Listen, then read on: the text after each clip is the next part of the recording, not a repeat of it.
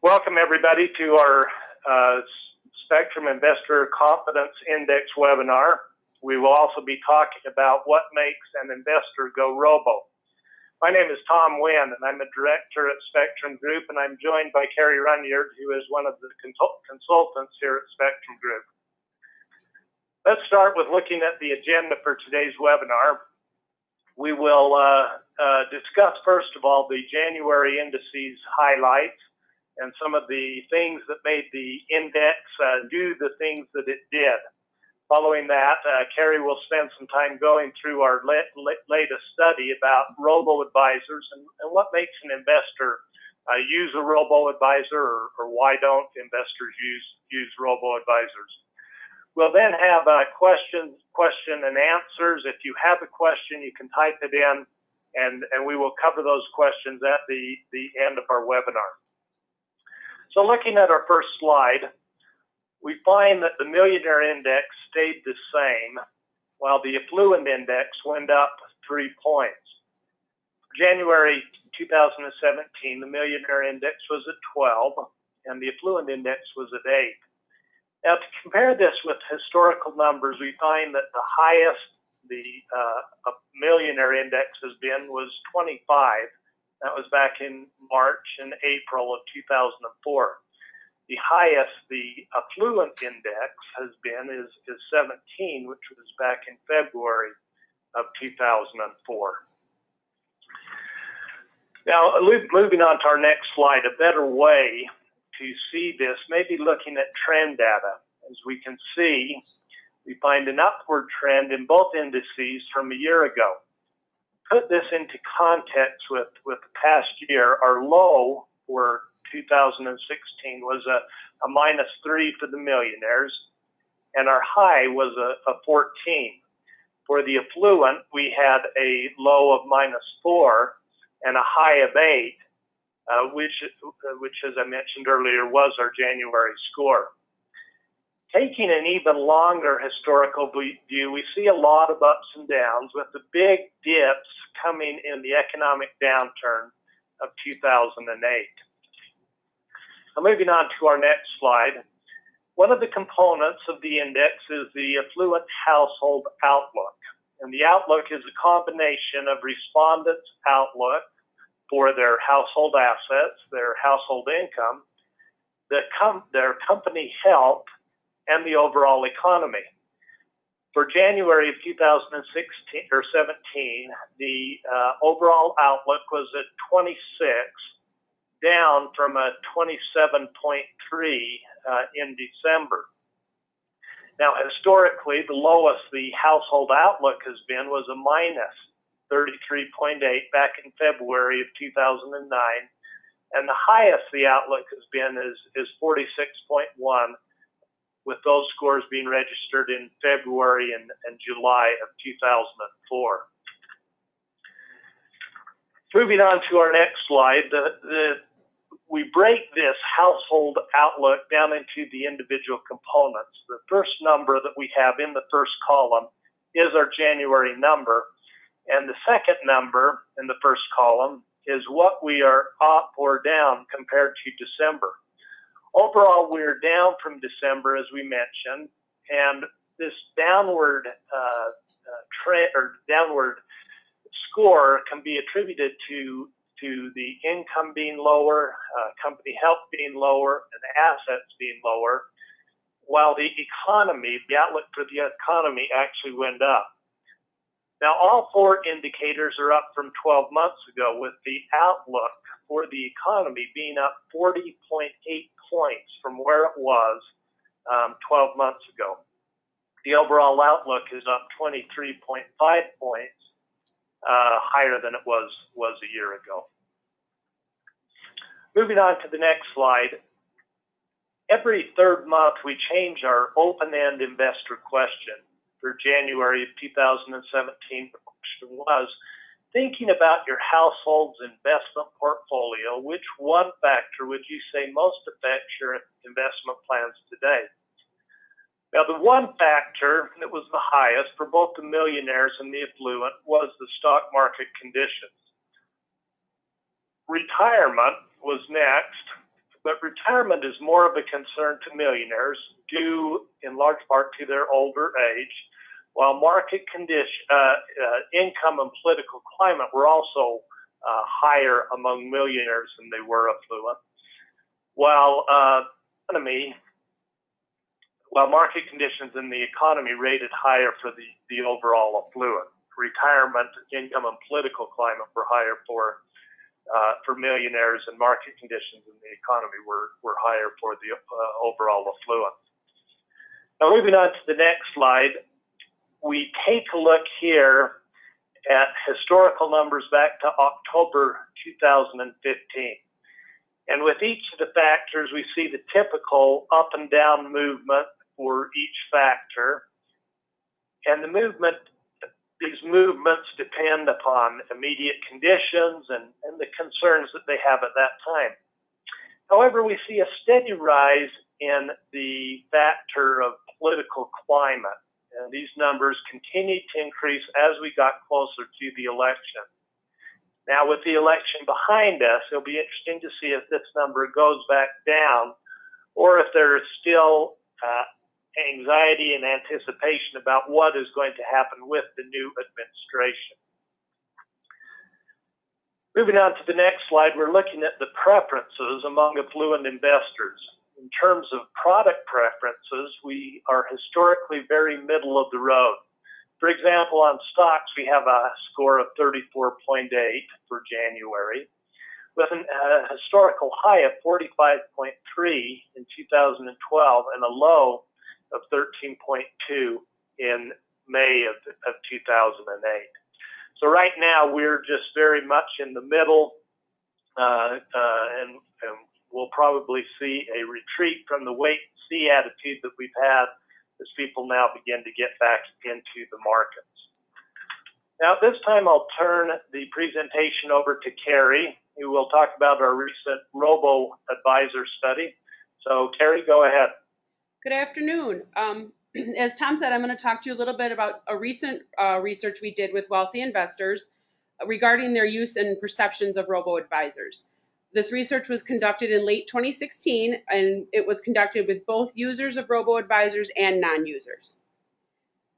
So you'll notice here first that the average age of users of robo-advisors is quite a bit lower than that of wealthy investors that do not use the robo-advisor, 48 versus 62. Robo-advisor users also tend to have a slightly higher risk tolerance, with more of them indicating that they would rate themselves as aggressive or most aggressive compared to the non-users. In this research, we asked both the robo-advisor users and the non-users who they felt could do a better job with different aspects of investing. There were two areas where a significant amount of affluent investors felt that robo-advisors could do a better job, and those were picking stocks to meet risk tolerance and selecting investments for retirement plans. In both of these cases, approximately 30% of the wealthy robo-advisor users felt that the robo could do a better job, most likely because robos are algorithm-based and they do not take human objectivity into account. There was still a larger percentage, you'll note, that felt that humans could do a better job, but it is important to note that 3 in 10 felt a robo could do a better job. Compared to the robo-advisor users, non-users were not very likely to feel a robo could do a better job at any of these tasks. Among wealthy investors that use a robo-advisor, 13% identify the robo-advisor as their primary advisor. And among these, over half state that they didn't have an advisor prior to using the robo-advisor.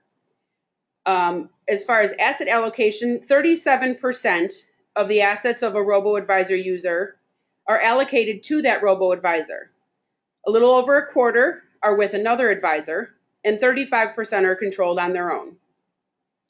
Almost half of these investors indicate that their advisor had discussed putting some of their assets with a robo-advisor. When asked to rate the factors that prompted them to start using a robo-advisor on a scale of 0 to 100, with 100 being a major reason, wealthy robo-advisor users gave investigating on their own, without help or advice from others, a 60.01. So that was the most important reason that they felt they started using a robo-advisor. Rated lower, but still a contributing factor at a 42.4, was that their friends or family had suggested, advised, or helped them to see the value of a robo-advisor.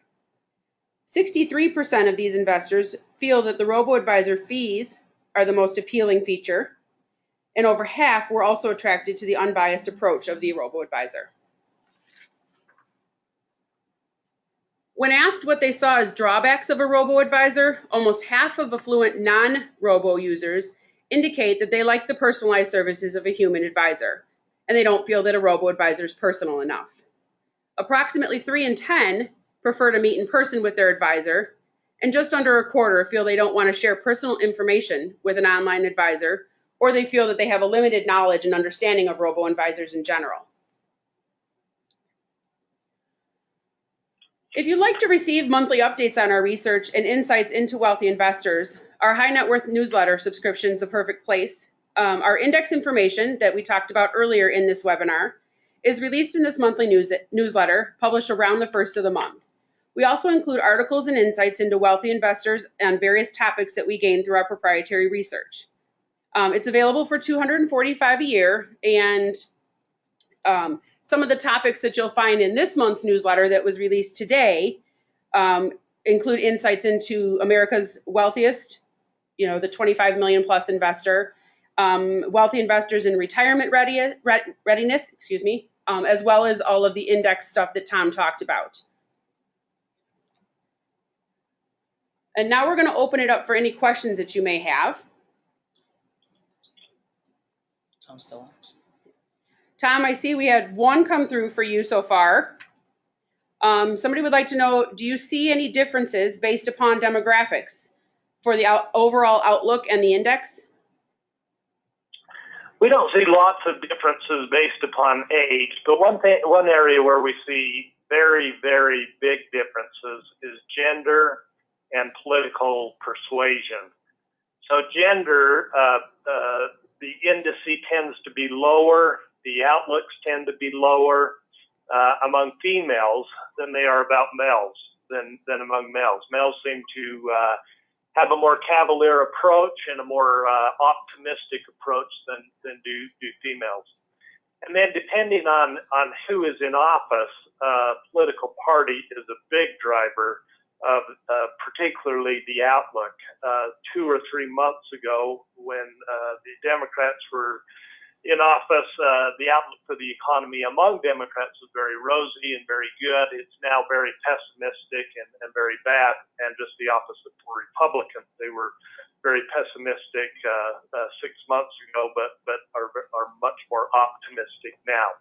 So yes, demographics play a role, particularly gender and political parties. Okay. We have one other question, and if you are interested in asking a question, there should be a spot on the right side of your screen for you to type in a question to us. The other question that we have for you, Tom, is of the 4 variables that make up that outlook, which do you feel has the biggest changes from month to month? Typically, we see the biggest changes in household assets and the economy. The economy really has a lot of variability and jumps around depending on the latest news and the latest movement of the stock market. At the same time, household assets are very, very volatile and jump up and down. Income and company health tend to stay fairly even with not a lot of variability in them. Okay, so we had a question come in for the Robo, and it says, in terms of drawbacks, can you explain what you mean by this doesn't feel personal? Do you think non-Robo users think the Robo portfolios are too cookie cutter or not personalized, or that they lack any personal human component? You want to take that one, or you want me to, Tom?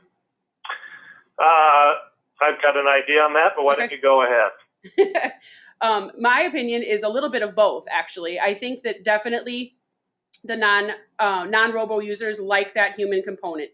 They like to go in, meet with their advisor, talk with them, share a little bit of their life with them, and feel that they have that personal interaction, which they don't get with a Robo advisor. And a Robo advisor to users, that's a plus. Whereas to non-users, that can be a very big drawback if they like that and they feel that their advisor does a better job knowing a little bit more about them than just what their portfolio objectives are. What are your thoughts, Tom?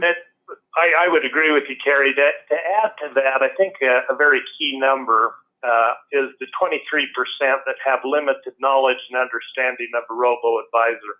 And I think that as they understand better what a robo-advisor can do and the benefits and a better understanding of how it works, some of this anxiety that they have will dissipate and not be as critical as it is right now.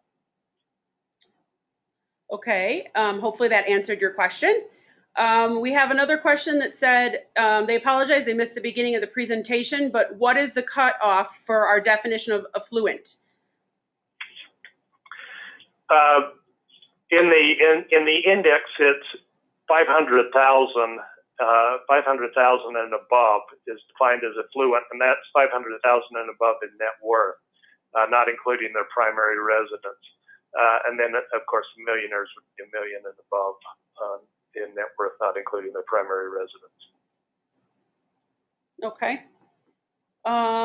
Well, as of right now, we have no other questions coming through. If you do have questions that you come up with that we didn't get a chance to answer, or please feel free to email us at any point in time. And we look forward to you hopefully joining us at the beginning of the next month for our next webinar. Thanks very much.